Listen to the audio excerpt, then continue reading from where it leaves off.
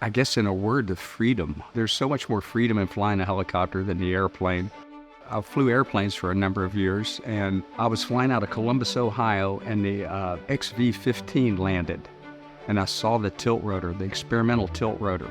And I looked at that and I said, that's the future. I want to be there.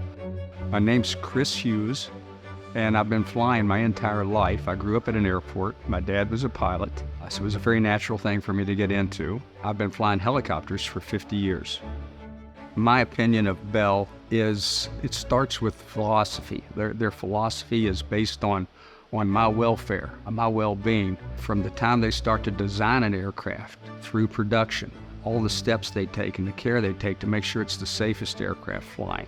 From the very design of the aircraft on through production, Bell thinks about things to make that aircraft safer. There are many features on Bell helicopters that are standard, no extra charge, that cannot even be purchased from other manufacturers as options.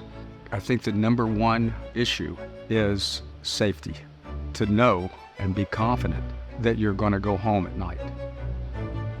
And with Bell, I trust Bell from the design through the building and their support with their maintenance that I am going to go home at night.